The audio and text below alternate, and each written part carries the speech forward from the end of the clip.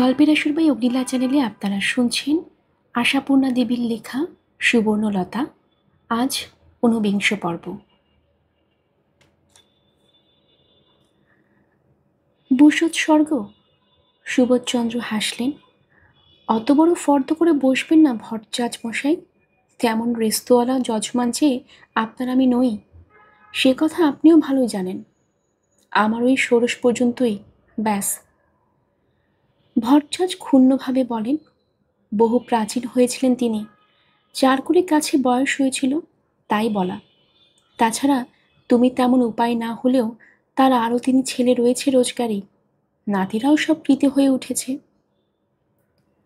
সুবোধচন্দ্র বাধা দিলেন, ওর সবই আমি জানি ভট্টাচার্য মশাই, তবু আমার যা ক্ষমতা আমি সেই মতোই চলব। তুমি জ্যেষ্ঠ, শ্রাদ্ধাধিকারী, সেই নিয়মকানুন তো সবই পালন করছি, তা জানি।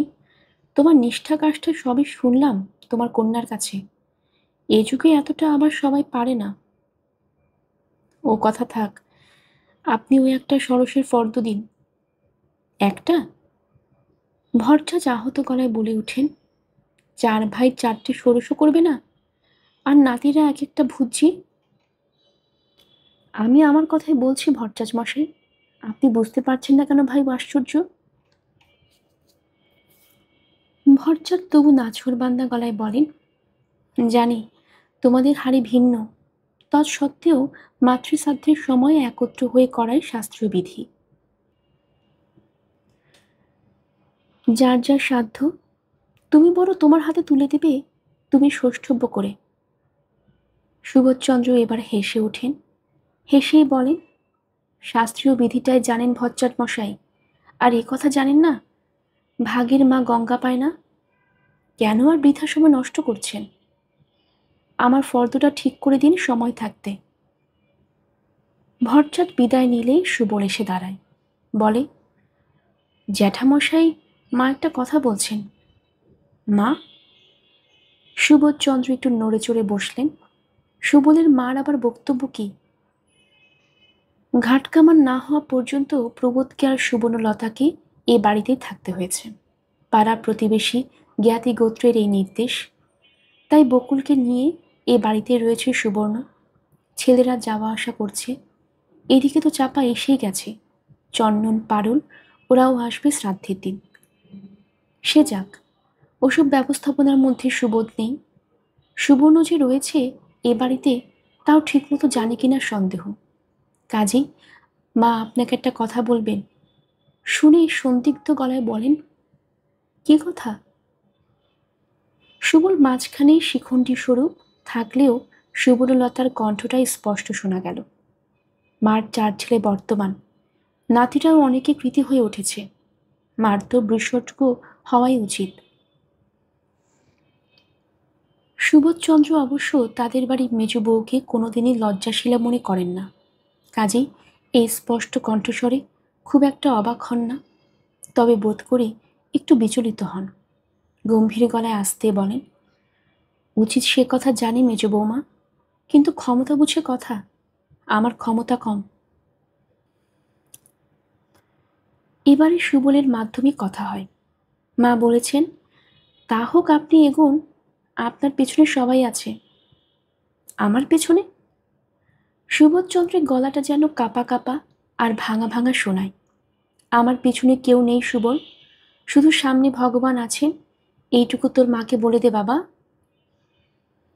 গতকাল এসব আলোচনা হয়ে গেছে, আমরা তিন ভাই সাফ জবাব দিয়ে গেছে। 30 টাকা করে দেবে, তার বেশি দিতে পারবে না। আমার অবস্থাও তদ্রূপ। কাজেই ও নিয়ে আর তোর মাকে বাড়ির মধ্যে যেতে বল সুবল। এটা অবশ্যই বাক্যে জবনিকা পাতের ইশারা। তথাৎ সুবর্ণলতা জবনিকা পাত করতে দেয় না। হয়তো প্রবোধের এই নিচুতার খবরে এখনো নতুন করে বিস্ময় বোধ করে, তাই কথা বলতে একটু সময় যায়।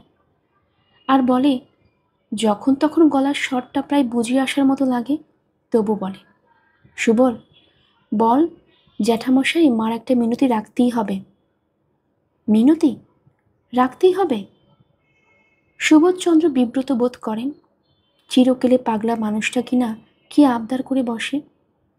কে জানে কি সংকল্প নিয়ে এমন তোড়জোড় করে তার দরবারে এসে হাজির হয়েছে। মুহূর্তের মধ্যেই অবশ্য এসব চিন্তা খেলে যায়।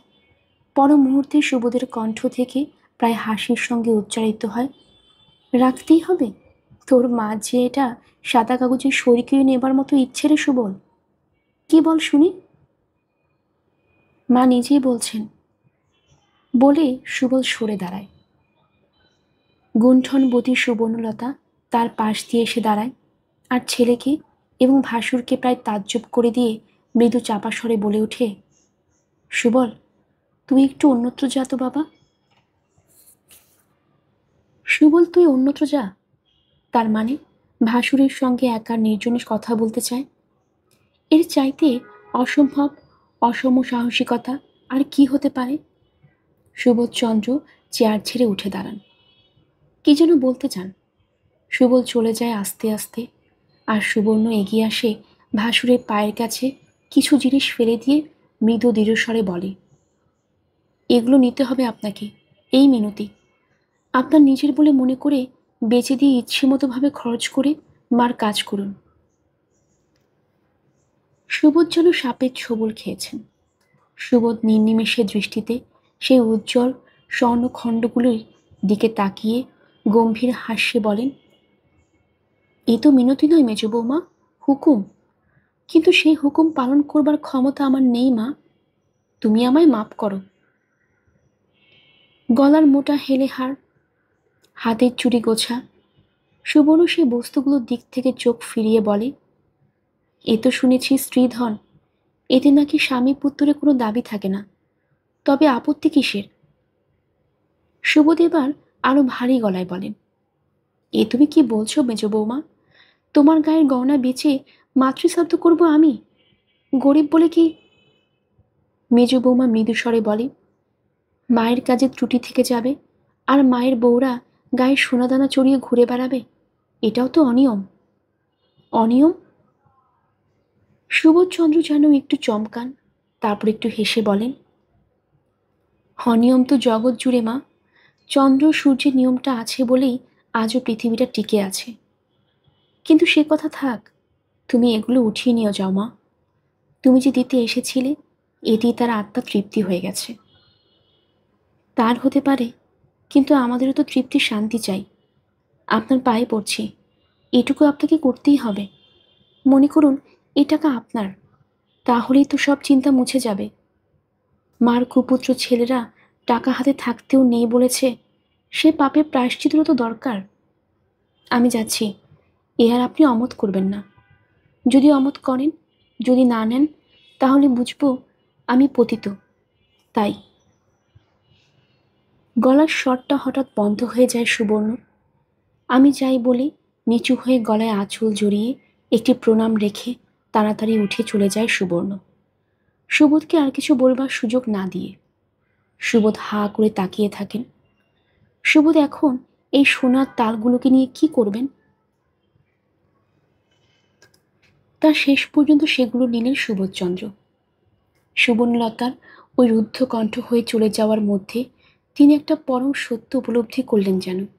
সেই সত্য সব দ্বিধা মুছে দিল বুঝি। সমারোহ করেই বুসৎস্বর্গ সাধ্য হলো মুক্তকেশীর। কে জানে তার আত্মার সত্যিই পরিতৃপ্ত হলো কিনা। তবু সুবোধ মনে করলেন হলো। সুবোধের মুখে রইল সেই পরিতৃপ্তির ছাপ। যদিও আড়ালে আবডালে সবাই বলাবলি করতে লাগলো, সুবোধ কিরকম ভেতর চাপা। এই যে খরচটি করলো, টাকা তোলা ছিল বলেই তো, অথচ কেউ বুঝতে পেরেছে।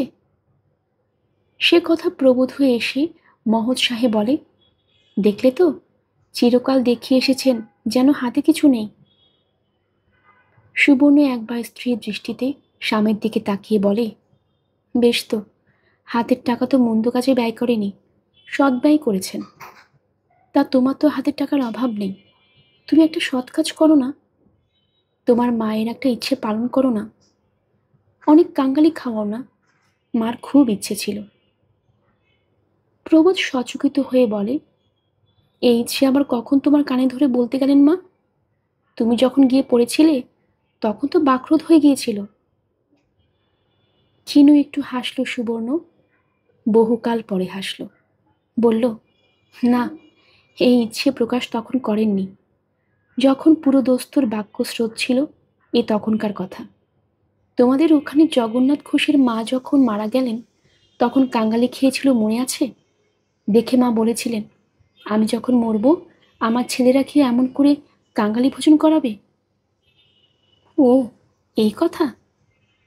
প্রবোধ ফুৎকারে উড়িয়ে দেয়, বলে, জ্যান্ত থাকতে জন্মভর অমন কথা বলে মানুষ সেসব ইচ্ছে পালন করতে গেলেই হয়েছে আর কি। তা বেশ, ধরো যদি আমার ইচ্ছে হয়ে থাকে। প্রবোধ বিশ্বাস করে সে কথা, এটাই ঠিক কথা। তাই বলে, তোমার তো চিরদিনই এরকম সব আজগুবি ইচ্ছে। শ্রাদ্ধ হয়ে গেল সেখানে, এখন কাঙালি ভোজন হবে এখানে। ওসব ফ্যাচাং তুলনা, অত বাড়াবাড়ি করার দরকার নেই। তবে থাক। সুবর্ণ বলে, দরকার যখন নেই, ভালোই হলো। তোমার ছেলেদের সুবিধে হলো, ভবিষ্যতে তাদেরও আর মেলায় বাজে খরচ করতে হবে না। মনে জানবে মা বাপের শ্রাদ্ধর বেশি বাড়াবাড়ির দরকার নেই। প্রবোধ এই ব্যঙ্গে জ্বলে উঠে বলে, ও ঠাট্টা, ভারী একেবারে। আমার মার মরণকালে ইচ্ছে নিয়ে আমি কাতর হলাম না, উনি হচ্ছেন। বলি, শাশুড়ির উপর ভক্তি উতলে উঠল যে, এই ভক্তি ছিল কোথায়? চিরটা কাল তো মানুষটাকে হাড়ে নাড়ে জ্বলিয়ে পুড়িয়ে খেয়েছ। সুবর্ণ এই অপমানে রেগে ওঠে না, বরং হঠাৎ হেসে উঠে বলে, সত্যিই বটে, স্মরণ শক্তিটা আমার বড় কম, মনে করিয়ে দিয়ে ভালোই করলে। তারপর উঠে গেল। সেই ওর ছাদের ঘরে কোটরে গিয়ে বসল খাতাখানা নিয়ে। কিন্তু খাতাখানা কি শুধু সুবর্ণর অপচয় হিসেবের খাতা? সুবর্ণলতার জীবনে খাতাখানার মতোই? নইলে সুবর্ণ সেই খাতাখানার পাতা উল্টোলে এইসব কথা চোখে পড়ে কেন? মেয়ে মানুষ হয়েও এমন বায়না কেন তোমার সুবর্ণ? তুমি সৎ হবে, সুন্দর হবে, মহৎ হবে। ভুলে যাও কেন, মেয়ে মানুষ হচ্ছে একটা হাত পা বাঁধা প্রাণী। মানুষ নয়, প্রাণী। হাত পায়ের বাঁধনটা যদি ছিঁড়তে যায়, সে তো হাত পাগুলো কেটে বাদ দিয়ে দিয়ে ছিঁড়তে হবে সে বাঁধন। কেন লেখা থাকে, তবু বাঁধন ছেঁড়ার সাধনটা চালিয়ে যেতে হবে তাকে, কারণ তার বিধাতা ভারী কৌতুকপ্রিয়। তাই ওই হাত পা বাঁধা প্রাণীমাত্রগুলোর মধ্যে হঠাৎ হঠাৎ ঢুকিয়ে দিয়ে বসে থাকেন বৃদ্ধি, বুদ্ধি, চেতনা, আত্মা। বহুদিন পরে মামা শ্বশুর বাড়িতে বেড়াতে এলো সুবর্ণ। বড় ছেলে ভানু সম্প্রতি একটা গাড়ি কিনেছে। বড় বউ বলল, আপনার ছেলে আসুন না মা, তখন বরং যাবেন। সুবর্ণ তবু ভাড়াটে গাড়ি করেই গেল। বলল, ও বাড়িতে বরাবর ভাড়াটে গাড়ি করেই গেছে বৌমা, জুড়ি গাড়ি থাক। বউ বিড়বিড় করে বলল, যত্ন আদর না নিলে আর কে দেবে? সুবর্ণ গাড়িতে গিয়ে উঠল। শ্যামা সুন্দরী সমাদর করে ডাকলেন, এসো মা, এসো। বয়স কম হয়নি, মুক্তকেশীর থেকেও কম হলেও তার দাদার স্ত্রী। তবু শক্ত আছেন দিব্যি, এখনো নিজে রেঁধে খাচ্ছেন, হেঁটে গঙ্গা স্নানে যাচ্ছেন। অনেকদিন দেখেননি সুবর্ণ, দেখে আশ্চর্য হলো। প্রণাম করে পায়ের ধুলো নিল, হয়তো দু অর্থে। শ্যামা সুন্দরী কুশল প্রশ্ন করতে লাগলেন খুঁটিয়ে খুঁটিয়ে, ছেলেপুলেরা কেমন আছে? চাপা, চন্দন, পারুল সব ভালো আছে তো? সেই যা তোমার শাশুড়ি কাজের সময় সকলের সঙ্গে দেখা সাক্ষাৎ হলো। এটা ওটা উত্তর দিতে দিতে হঠাৎ একসময় বলে বসে সুবর্ণ, ভাসুর ঠাকুর বাড়ি আছেন? কে, জগা? শ্যামাসুন্দরী মুখ বাঁকিয়ে বলেন, থাকবে না তো যাবে আর কোথায়? এখন তো সর্বক্ষণ বাড়িতেই স্থিতি। আমার কানের মাথা খেতে যেয়ে বাড়ির মধ্যে এক ছাপাখানা খুলে বসে আছেন। সুবর্ণলতা এই খবরে অবাক হয় না। সুবর্ণলতা জানেও খবর জানে, শুধু সুবর্ণলতার মুখটা একটু উজ্জ্বল দেখায়। বলে, বেশ চলছে ছাপাখানা, ভালো ছাপা হয়? জানি নে বাছা। শ্যামাসুন্দরী আগ্রাহ্য ভরে বলেন, রাত দিন শব্দ তো হচ্ছে, বলে নাকি খুব লাভ হচ্ছে। বলে, বয়সকালে বুদ্ধি হলে লাল হয়ে যেতাম। 7 জন্মে তো রোজগারের চেষ্টা দেখিনি। ওই ফোঁটা কাটতো আর মালা ঘুরাতো। তাছাড়া পাড়ার লোকের জন্ম মৃত্যু বিয়ে রোগ শোক দুর্গোৎসব এইসব নিয়েই ছিল। হঠাৎ এই খেয়াল মাথায় ঢুকিয়েছে ওই নিতাই। নিজের আখের গোছাতেই বোধহয় এ প্ররোচনা দিয়েছে। বলে, বাড়িখানা থেকে কিছু উসুল করি, তা তোমার সঙ্গের ওই ঝিয়ের হাতে আবার অত সব কি বৌমা? সুবর্ণ কুণ্ঠিতভাবে বলে, কিছু না, 4টি ফল। আপনি একটু মুখে দেবেন, ভাসুর ঠাকুর একটু। ইয়ে, আপনাকে আজ একটা কথা বলতে এসেছি মামিমা। শ্যামাসুন্দরী সুবর্ণ কুণ্ঠিত ভাব দেখে আশ্চর্য হন। বলেন, কি গো বাছা? বলছিলাম কি, ইয়ে। থেমে যায় সুবর্ণ। শ্যামাসুন্দরীর সমাধি অবাক হন। সুবর্ণলতার এমন কুণ্ঠিত মূর্তি ও তো সদাই সপ্রতিভ। তাছাড়া কুণ্ঠার মধ্যে কেমন যেন প্রার্থী ভাব। টাকা ধার চাওয়ার ক্ষেত্রে এমনটা দেখা যায়, কিন্তু সুবর্ণলতার ক্ষেত্রে তো সে আশঙ্কা ওঠে না। তবে শ্যামাসুন্দরীর প্রশ্নমুখ দৃষ্টির সামনে একটু অপ্রতিভ হাসি হাসে সুবর্ণ। তারপর আঁচলের তলা থেকে একখানা মলাট বাঁধানো মোটা খাতা বার করে বলে ফেলে, ভাসুর ঠাকুর ছাপাখানা খুলেছেন শুনেছিলাম, তাই একটু শখ হয়েছে, সেই ইয়েতেই আসা। আমি তো আর নিজে মুখে বলতে পারবো না, আপনি যদি বলে দেন। শ্যামাসুন্দরী বার্ধক্যের চোখে কৌতূহল ফুটিয়ে বলেন, কি জন্য কি বলবো, আমি তো কিছু বুঝতে পারছি না বৌমা। সুবর্ণলতা মৃদু হাসে, বুঝতে পারবেনও না? তাহলে বলি শুনুন। ছেলেবেলা থেকে আমার একটু লেখার শখ আছে। জীবনভর সকলের অসাক্ষাতে একটু আধটু লিখেছি, এই পদ্য টদ্য আর কি। ইদানিং গল্প টল্প ধরনের কিছু লেখা হয়েছে, তবে ছাপাবার কথা স্বপ্নেও ভাবিনি। ভাসুর ঠাকুর ছাপাখানা খুলেছেন শুনে অবধি মনে উদয় হয়েছে। একখানা বই মতো করে যদি ছাপানো যায়, যা খরচা লাগে আমি দেব, শুধু আগে কেউ যেন জানতে না পারে। একেবারে বই হলে জানবে দেখবে। তা আপনি একটু বলে দেখুন না মামিমা, যদি একটু দেখেন এখন ভাসুর ঠাকুর। প্রৌঢ় সুবর্ণলতার চোখে যেন ভাবাকুল অবোধ কিশোরীর দৃষ্টি। যে সুবর্ণলতা সমুদ্রের স্বপ্ন দেখত, সেই সুবর্ণলতা কি আজও মরেনি? কোথাও কোনোখানে এতটুকু প্রাণ অহরহ করে বেঁচে আছে? কোথায় আছে সেই অফুরন্ত অগ্নি, যা আজীবন বরফ জল নিক্ষেপও নিভে যায় না? শ্যামাসুন্দরী তবুও বিস্মিত প্রশ্ন করেন, বই ছাপা হবে? কোথায় সেই বই? সুবর্ণ মৃদু হেসে বলে, বই তো পরে, ছাপা হবে এই খাতাটা। এইটা না হয় নিয়ে যান ভাসুর ঠাকুরের কাছে, উনি ঠিক বুঝতে পারবেন। খাতাখানা হাতে নিয়ে উল্টে পাল্টে দেখে শ্যামাসুন্দরী হতভম্ব গলায় বলেন, এসব লেখা তুমি লিখেছ? এই খাতা ভর্তি? ওই তো পাগলামি। হাসে সুবর্ণ। নিজের মন থেকে না কিছু দেখে? সুবর্ণলতা ছেলে মানুষের মতো শব্দ করে হেসে ওঠে, না, দেখে লিখব কি? তাহলে আর নিজের লেখা হলো কোথায়? শ্যামাসুন্দরী বিস্ময় ভাঙে না। তা হ্যাঁ গো মেজো বৌমা, এত কথা তোমার মনে মাথায় এলো কি করে? সুবর্ণলতার মুখে আসে, মনে মাথায় আসে, তা লিখতে পারলে এরকম সহস্রখান খাতাতেও কুলাতো না মামিমা। তা বলে না সে কথা। শ্যামাসুন্দরী উঠে যান। কিছুক্ষণ পরে প্রেস মালিক জগন্নাথ চন্দ্র এসে অদূরে দাঁড়ান।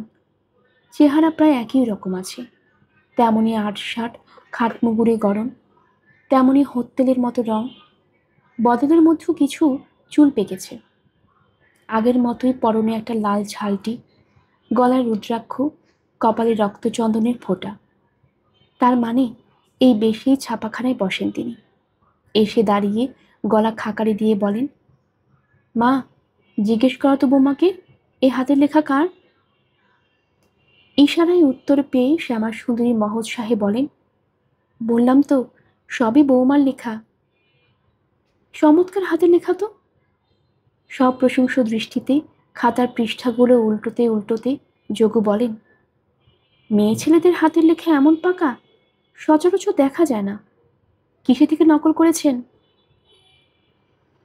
শ্যামাসুন্দরী বলে ওঠেন, যাই দেখো ভুতুরে কথা। বললাম যে এ সমস্ত বৌমা নিজের মন থেকে বানিয়ে বানিয়ে লিখেছে। বই লিখিয়ে এরা যেমন লেখে আর কি। বলো কি, এই গদ্য পদ্য সব? সব। এখন আবার শ্যামাসুন্দরী জ্ঞানদাত্রী। জগন্নাথ মহোৎসাহে বলেন, তুমি যে তাজ্জব করে দিলে মা, এতকাল দেখছি, কই এসব তো শুনিনি। শ্যামাসুন্দরী বলেন, শুনবি কোথা থেকে? মেজ বৌমা তো নিজের গুণ জাহির করে বেড়ানো মেয়ে নয়। তোর ছাপাখানার বাচ্চা শুনে স্বাদ হয়েছে। বলছে যা খরচা পড়বে দেবে, তুই শুধু দেখে শুনে। খরচের কথা আসছে কোথা থেকে? খরচের কথা? যোগু হৈ হৈ করে ওঠেন, আমার প্রেসে আবার খরচ কি? রেখে দিয়ে যান বৌমা, কালই প্রেসে চড়িয়ে দেব। কিন্তু অবাক হয়ে যাচ্ছি বৌমার গুণ দেখে। না, পিসের সংসারে মেজ বৌমাটি এসেছিলেন সাক্ষাৎ লক্ষ্মী। ভগবান দিয়েছিল, তাই ঢেলে মেপে। মনের গুণেই ধন। বহু ভাগ্যে এমন লক্ষ্মী পেয়েছিল পেব। কানায় কানায় পূর্ণ মন দিয়ে বাড়ি ফিরল সুবর্ণলতা। ভাবতে লাগলো, ভগবানের ওপর অবিশ্বাস এসে গেলেই বুঝি তিনি এইভাবে আপন করুণা প্রকাশ করেন। মানুষের ওপর প্রত্যাশা হারালে ভগবানের উপর আসে অবিশ্বাস। তবু কোথাও বুঝি কিছু একটা আশা ছিল। তাই দ্বিধাগ্রস্ত চিত্ত নিয়ে সেই আশার দরজায় একটুকু করাঘাত করতে গিয়েছিল সুবর্ণলতা। রুদ্ধ কপাট খোলে কিনা দেখতে, দেখল দুহাট হয়ে খুলে গেল। ভেতরে মালিক সহস্র অভ্যর্থনায় বলল, এসো এসো, বসো, জল খাও। হ্যাঁ, সেই কথাই মনে হয়েছিল সুবর্ণলতার। এ কথা সে কথার পর আবার মামিমার মাধ্যমে ছাপার খরচার কথাটা তুলেছিল সুবর্ণ। সুবর্ণলতার যোগু বট ঠাকুর সে প্রস্তাব তুলে দিয়ে ওড়ালেন। বললেন, দূর, কাগজের আবার দাম! বস্তা বস্তা কাগজ কেনা আছে আমার। এই তো এখনই তো 2000 বর্ণপরিচয় ছাপা হচ্ছে। বৌমা বই লিখেছেন, এটা কি কম আহ্লাদের কথা? ছেপে বার করে বুক ফুলিয়ে বলে বেড়াবো লোককে। কি গুণপতি বউ আমাদের! বুকটা 10 হাত হয়ে উঠবে। শুনে তখন সহসা ভূমিকম্পের মতো প্রবল একটা বাষ্পোচ্ছ্বাসে সুবর্ণলতার সমস্ত শরীর দুলে উঠেছিল।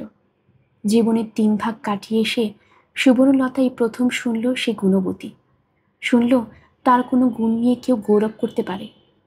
অথচ এই গুণই, হ্যাঁ, এই গুণই দোষ হয়েছে চিরকাল।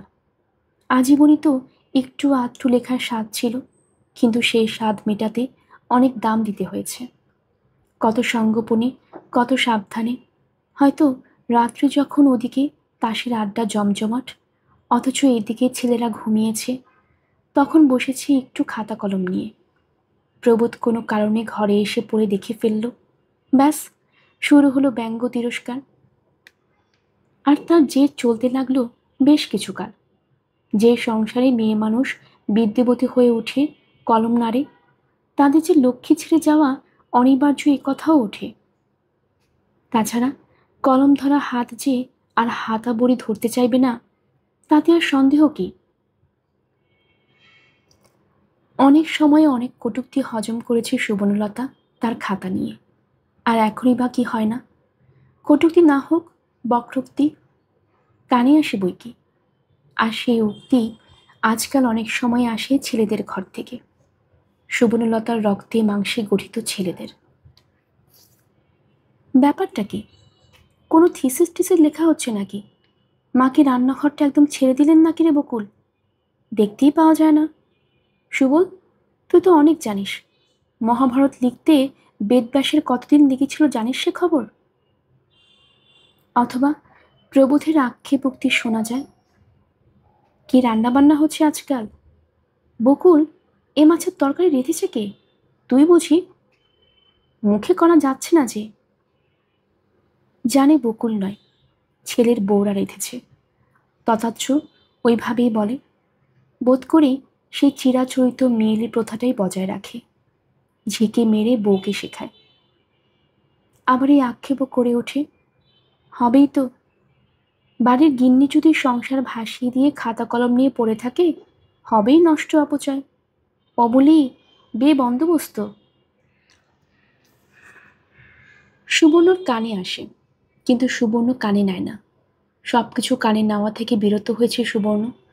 অভিমান শূন্য হবার সাধনা করছে, অতএব জবাব দেয় না।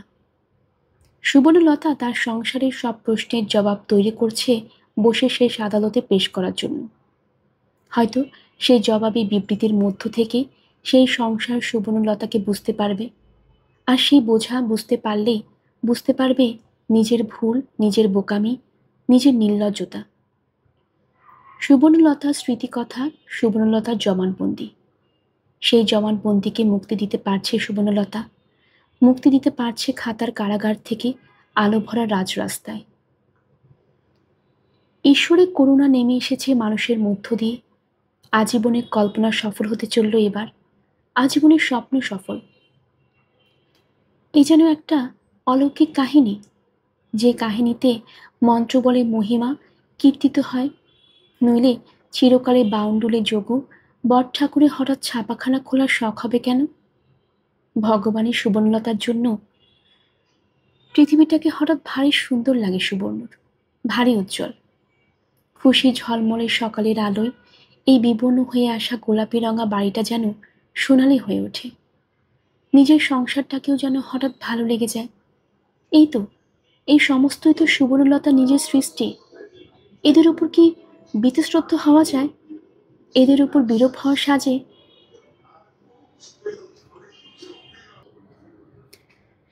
এরা যে সুবর্ণলতাকে ভালোবাসে না, সে ধারণাটা ভুল ধারণা সুবর্ণলতার। বাসে বই কি, শুধু ওদের নিজেদের ধরনে বাসে।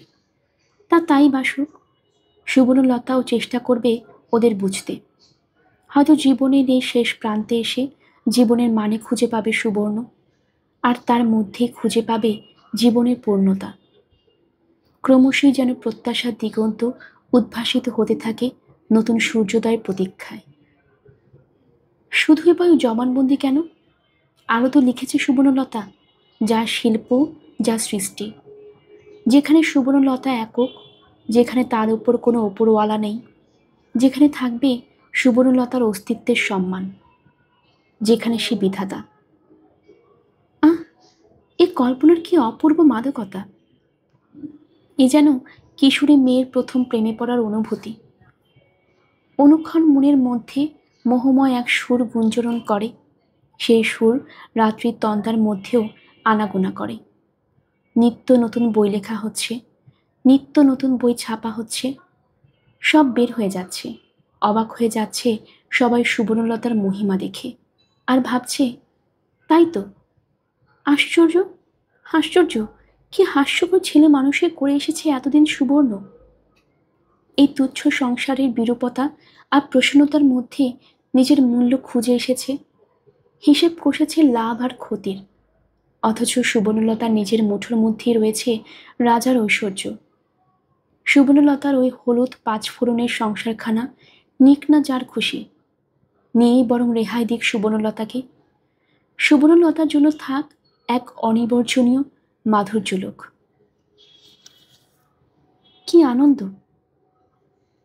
কি অনাস্বাদিত সুখ সংবাদ!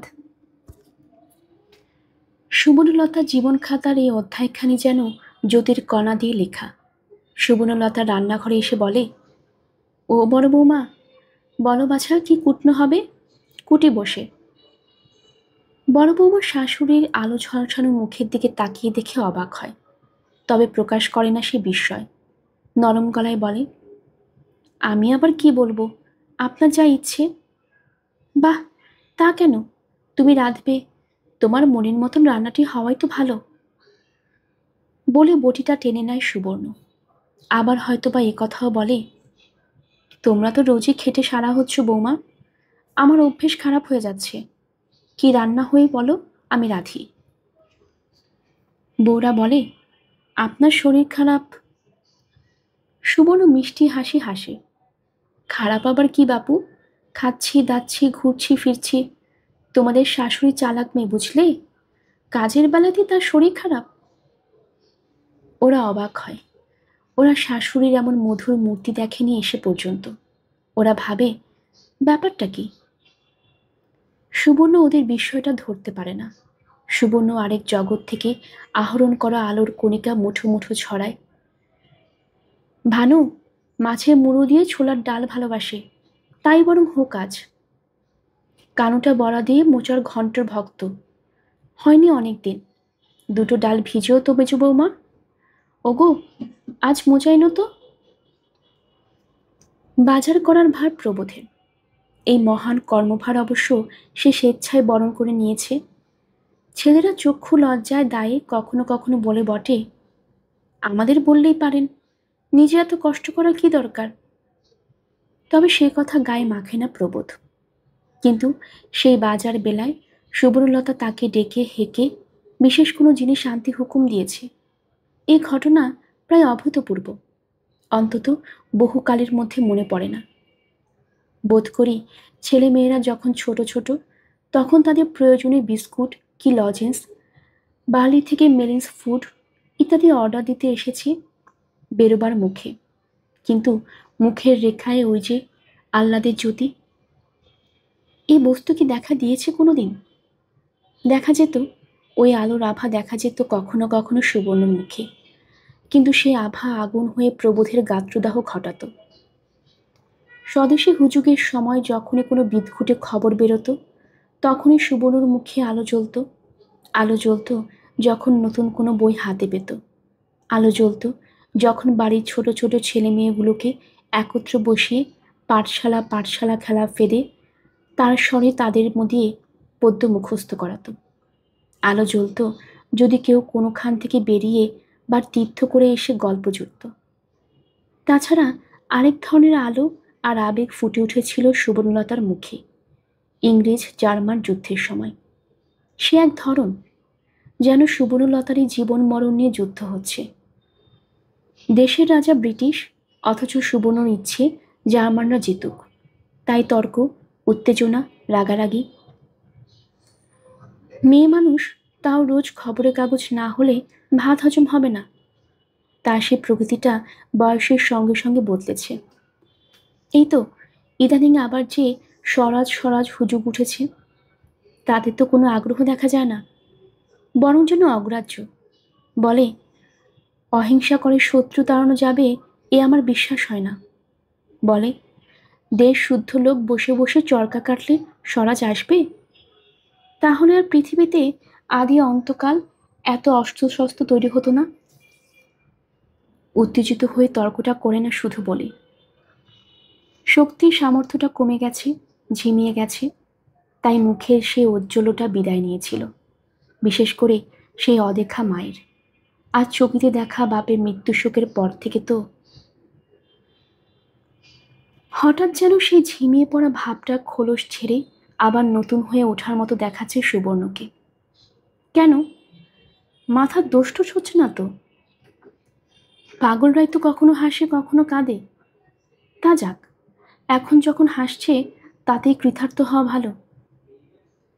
কৃতার্থই হয় প্রবোধ।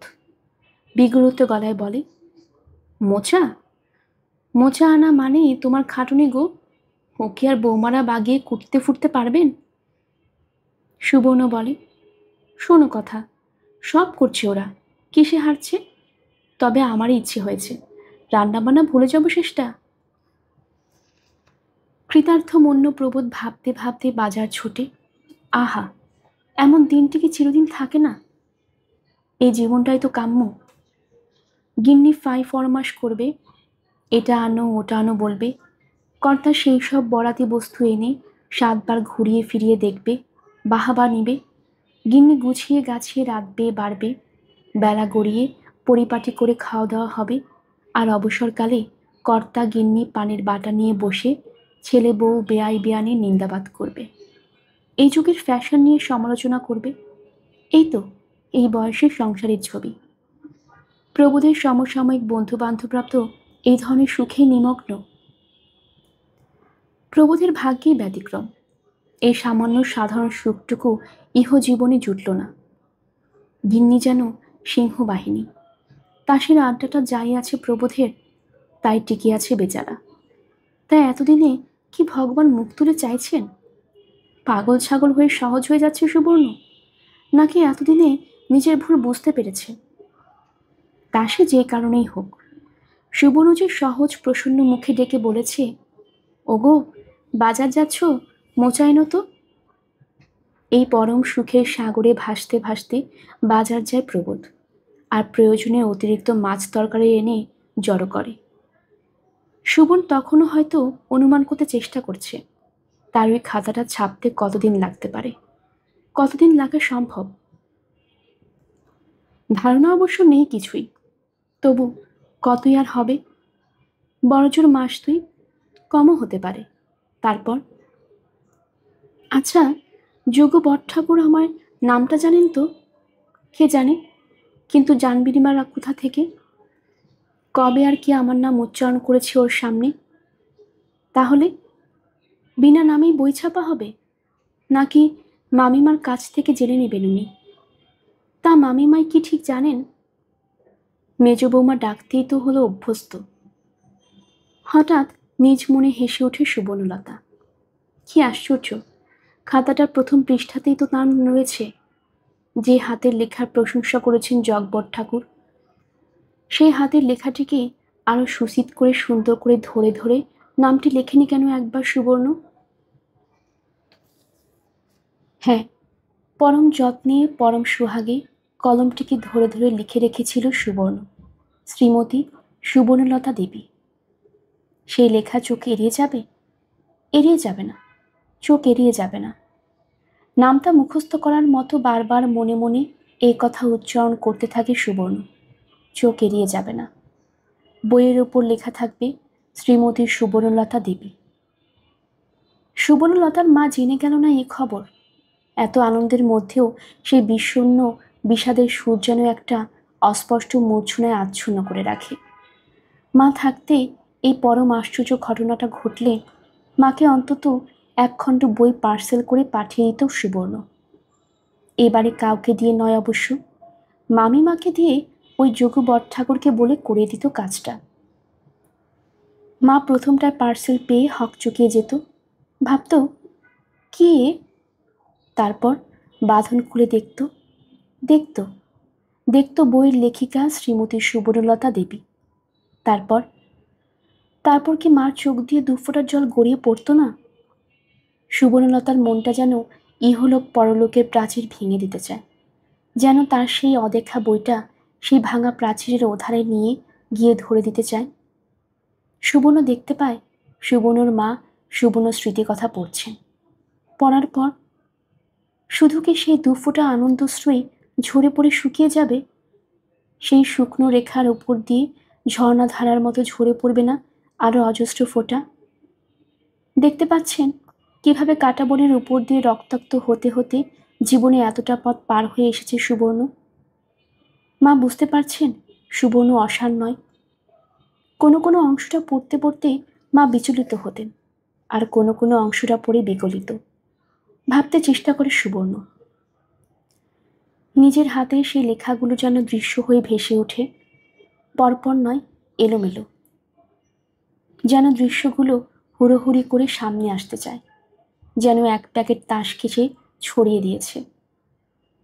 অনেক বয়সের অনেকগুলো সুবর্ণ ছড়িয়ে পড়ে সে অসংখ্য দৃশ্যের মধ্যে। মাথায় খাটু, পায়ে মল, এক গলা ঘোমটা বালিকা সুবর্ণ, হঠাৎ লম্বা হয়ে যাওয়া সদ্য কিশোরী সুবর্ণ, নতুন মা হয়ে ওঠা আবেশ বিহ্বল সুবর্ণ।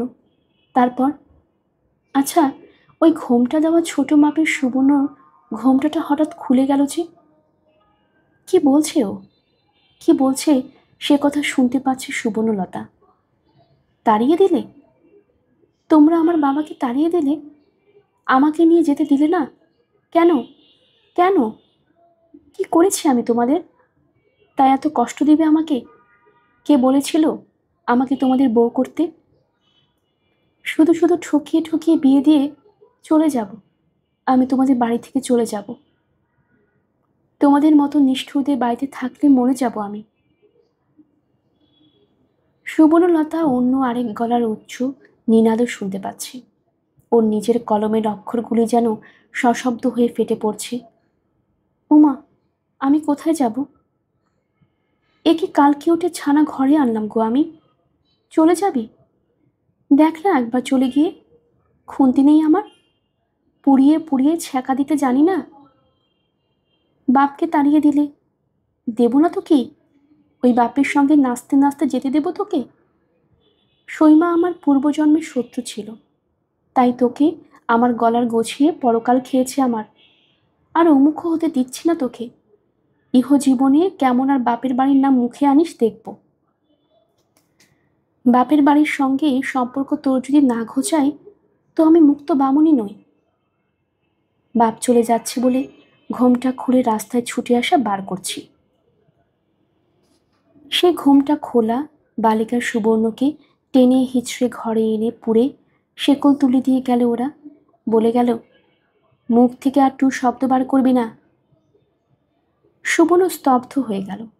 এই অবিশ্বাস্য নিষ্ঠুরতা যেন নিথর হয়ে গেল। তবু তখনও সত্যি বিশ্বাস হয়নি তার। সেই নিষ্ঠুরতার কারাগারে চিরদিনের মতো থাকতে হবে তাকে। মনে করছিল কোনো মতে একবার এদের কবল থেকে পালিয়ে যেতে পারলেই সব সোজা হয়ে যাবে। তাই পালাবার মতলবই ভেজেছিল বসে বসে। রাস্তা চেনে না, তাতে কি? রাস্তায় বেরোলেই রাস্তা চেনা যায়। রাস্তার লোককে জিজ্ঞেস করলেই হবে। সুবর্ণদের বাড়িটা রাস্তার লোক যদি না চেনে, তো সুবর্ণ তার স্কুলটার নাম করবে। স্কুলটাকে নিশ্চয়ই সবাই চেনে। বেথুন স্কুলে তো নাম করা জায়গা। হে ঠাকুর, একবার সুবর্ণকে সুযোগ দাও পালিয়ে যাবার। সুবর্ণ রাস্তার লোককে জিজ্ঞেস করে করে একবার স্কুলে গিয়ে পৌঁছে যাক। তারপর আর পারিছে না আটকায় কে? রোজ যেমন করে চলে যেত তেমনি করেই চলে যাবে। চলে গিয়ে বাবাকে বলবে, দেখলে তো বাবা, তুমি আনতে পারলে না, আমি নিজে নিজেই চলে এলাম। আর মাকে বলবে, মা, মা কোথায়? এরা তো কেবলই বলে তার মা চলে গেছে। কোথায় চলে গেছে মা? এতদিনেও আসেনি? ঠিক আছে, সুবর্ণ গিয়ে পড়ে দেখবে কেমন না আসে মা। দাদার বিয়ে হবে, কত মজা, আর কত কাজ মার। কোথায় গিয়ে বসে থাকবে শুনি? ইস, ভগবান একবার এদের বাড়ির লোকগুলো দৃষ্টি হরে নাও। সুবর্ণকে পালাতে দাও। কে জানে, সুবর্ণ দাদার বিয়ের সময় হয়তো যেতে দেবে না এরা সুবর্ণকে। আচ্ছা, স্কুলের মেয়েরা যদি জিজ্ঞেস করে, এতদিন আসিসনি কেন? যদি সুবর্ণর মাথায় সিঁদুর দেখে হেসে উঠে বলে, এ মা, তোর বিয়ে হয়ে গেছে? কি উত্তর দেব? বলবো কি, আমার ঠাকুমা আমাকে জোর করে বিয়ে দিয়ে দিয়েছে? না, সে কথা শুনলে ওরা আরও হাসবে। তার চাইতে সিঁদুরটা আচ্ছা করে মুছে নেব রাস্তায় বেরিয়ে। রাস্তার কোলে ধুয়ে ঘষে সাদা করে ফেলবো। ও বাড়ির দিদি জয়াবতী দিদি, ওকেই শুধু বলে যাব আমি চলে যাচ্ছি। ও আমায় যা ভালোবাসে, ঠিক মুক্তারাম বাবুর স্ট্রিটে গিয়ে আমার সঙ্গে দেখা করবে। ওর শ্বশুরবাড়ি এমন বিচ্ছিরি নয়, ও কত বাপের বাড়ি যায়। পালাবো পালাবো, এই ছিল ধ্যান জ্ঞান। কিন্তু পালাতে পারেনি সুবর্ণ। জীবনভর পারল না। দেখেছে পালানোটাকে যত সোজা ভেবেছিল তত কঠিন। এক দণ্ডের জন্য পাহারা সরায় না এরা। ক্রমশ তাই বৈথুন স্কুলে, ঠনঠনে কালীতলা, মুক্তারাম বাবু স্ট্রিট, 18 হাত কালীর মন্দির, সব কিছুই ঝাপসা হয়ে যাচ্ছে। স্পষ্ট আরো প্রখর হয়ে উঠছে সিঁথির ওই সিঁদুরটা। ওটাকে ঘষে ঘষে মুছে ফেলার কথা যেন অবাস্তব মনে হচ্ছে।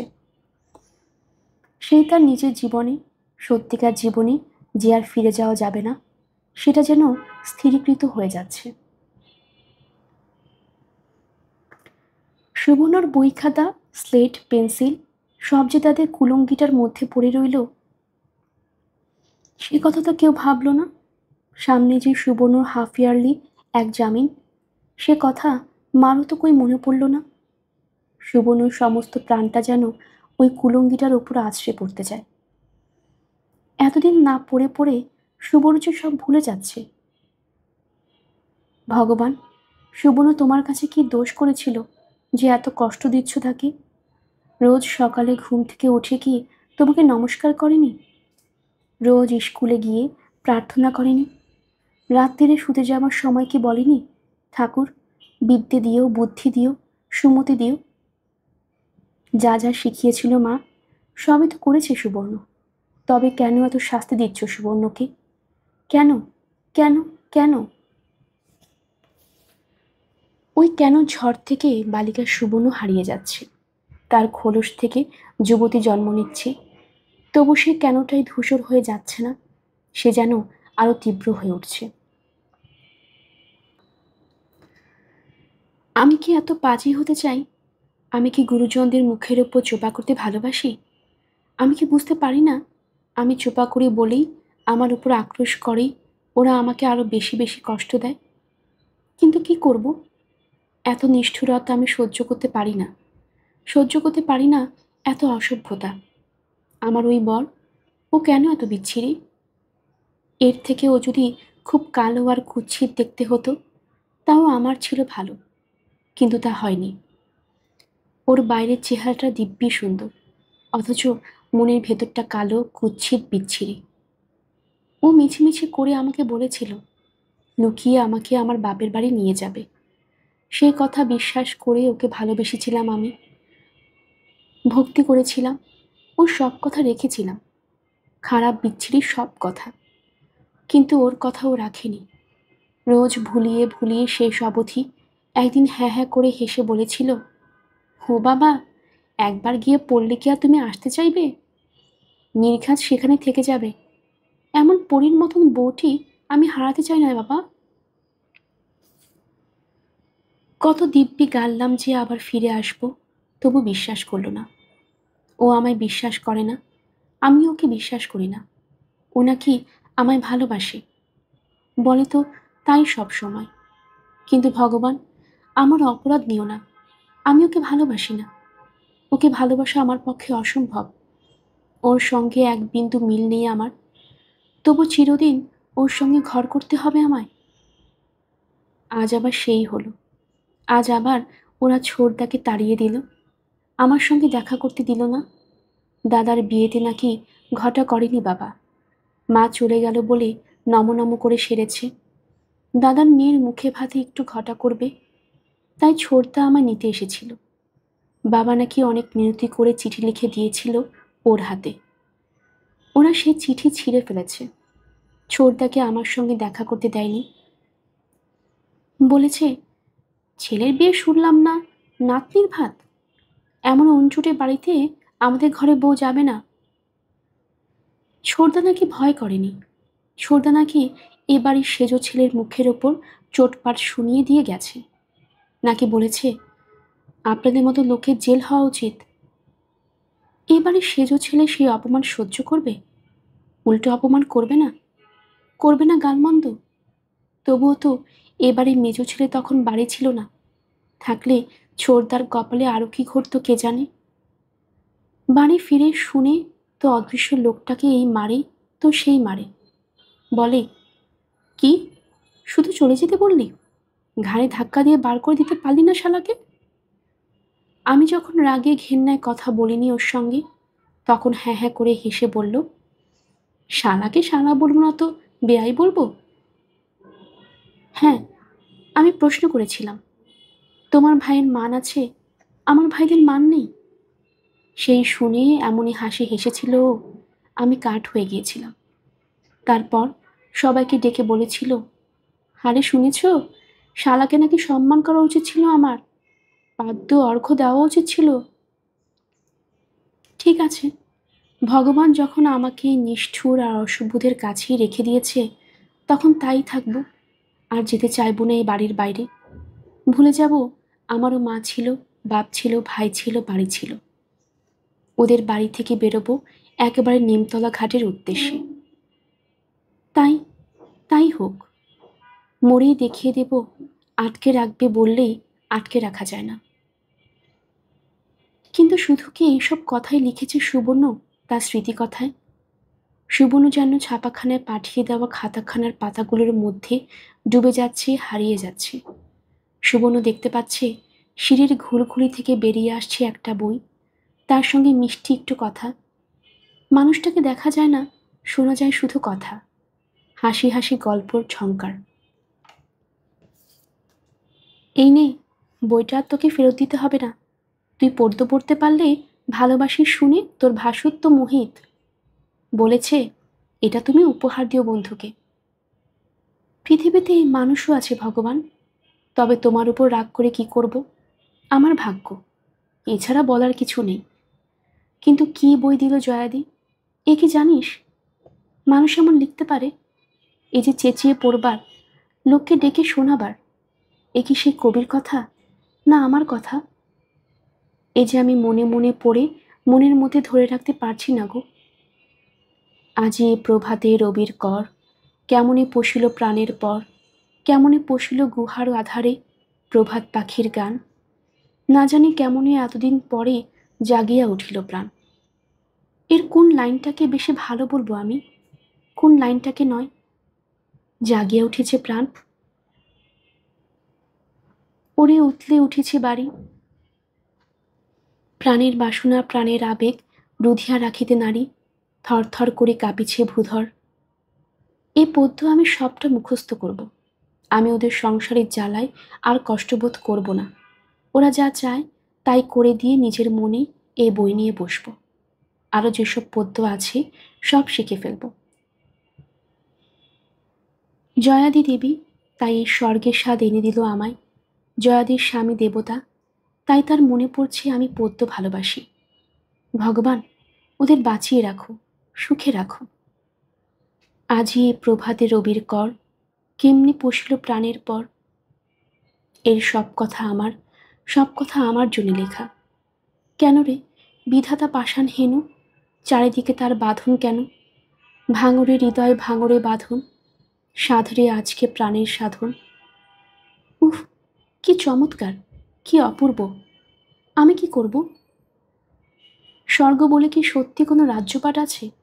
সত্যি মাটি থেকে অনেক উঁচুতে মেঘের উপরে সেই জগৎ, সেখানে দুঃখ নেই, শোক নেই, অভাব নেই, নিরাশ নেই, খলতা কপটতা নেই।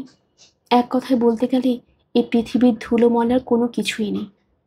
নাকি ওটা শুধুই কবি কল্পনা? আমাদের এই মনের মধ্যে স্বর্গ, মর্ত্য, পাতাল, এই মনের অনুভবই পৃথিবীর ধুলোমাটি থেকে অনেক উঁচুতে। মনের যত মেঘ তারও উপরে উঠে গিয়ে স্বর্গরাজ্যে পৌঁছয়। কে জানে কি, আমার তো মনে হয় শেষের কথাটাই বুঝি ঠিক। আর উঁচু দরের করিবারা পারেনি সেই অনুভবের উঁচু স্বর্গে নিয়ে যেতে। সেখানে গিয়ে পৌঁছলে মনেই পড়ে না পৃথিবীতে দুঃখ আছে, জ্বালা আছে, ধুলো ময়লা আছে, শুধু আনন্দ, শুধু আনন্দ। চোখে জল এসে যাওয়া অন্য এক রকমের আনন্দ। কিন্তু মানুষকে কেন নিয়ে যেতে পারেন না কবিরা? পারেন না বলেই সেই আনন্দের দেশ থেকে হঠাৎ আছড়ে খেয়ে মাটিতে পড়তে হয়। অন্তত সেদিনে সেই সংসার বুদ্ধিহীনা বালিকা সুবর্ণলতা তাই পড়েছিল। সেই আছাড় খাওয়ার দুঃখে তার বিশ্বাসের মূল যেন আলগা হয়ে গিয়েছিল। মানুষের উপর বিশ্বাস, ভাগ্যের উপর বিশ্বাস, ভগবানের উপর বিশ্বাস, সব বিশ্বাস বুঝি শিথিল হয়ে গেল। সুবর্ণ স্বামী রূঢ়, রুক্ষ, সুবর্ণ জানে সে কথা। কিন্তু সে যে এত বেশি নিরেট, নির্বোধ, এত বেশি ক্রূর, সে কথা বুঝি জানত না তখনও। জানল, আছাড় খেয়ে জানল। এই বহুদূরে এসে সেই সংসার বুদ্ধিহীন আবেগপ্রবণ মেয়েটার দিকে তাকিয়ে করুণা হয় সুবর্ণর। ওর আশাভঙ্গের আর বিশ্বাসভঙ্গের দুঃখে চোখে জল আসে। মেয়েটা যে একদার আমি, ভেবে ভেবেও মন আনতে পারে না। কিন্তু ওই আমিটার মতো এত ভয়ঙ্কর পরিবর্তনশীল আর কি আছে? আমিতে আমিতে কি অমিল! তবু তাকে আমরা আমিই বলি। অবোধ সুবর্ণ ভেবেছিল এই আনন্দের স্বাদ ওকে বোঝাই, আমার স্বামীকে।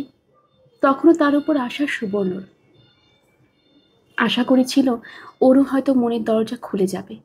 তাই বলেছিল, তোমার খালি শুয়ে পড়া যাক, শুয়ে পড়া যাক, বসো তো একটু, শোনো।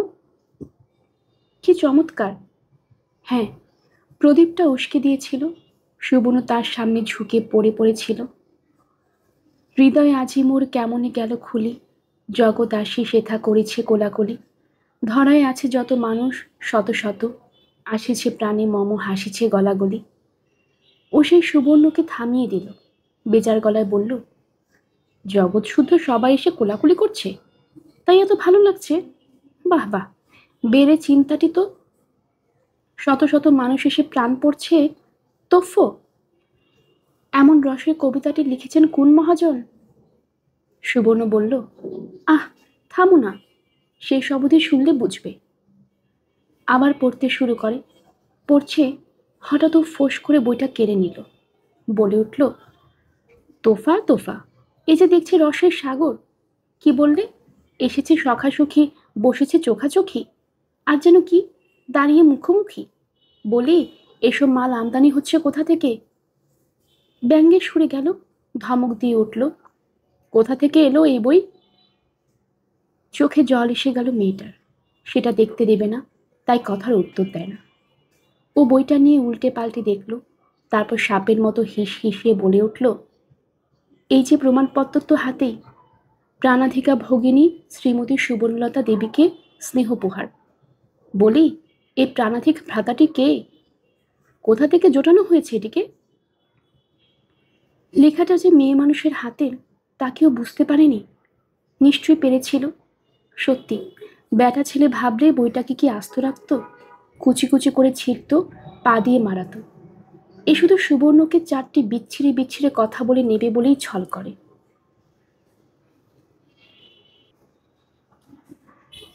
গল্পের আসর বাই অগ্নিলা চ্যানেলে আপনারা শুনছিলেন আশাপূর্ণা দেবীর লেখা সুবর্ণলতা। আজ ছিল এর ঊনবিংশ পর্ব। আপনারা যারা নতুন আমাদের গল্পটি শুনছেন, আশা করছি আপনাদের সবার কাছে ভালো লাগছে। কাইন্ডলি চ্যানেলটি সাবস্ক্রাইব করে নেবেন। পরবর্তী পর্ব শোনার জন্য আমন্ত্রণ জানানো হলো। সবাই ভালো থাকবেন, ধন্যবাদ।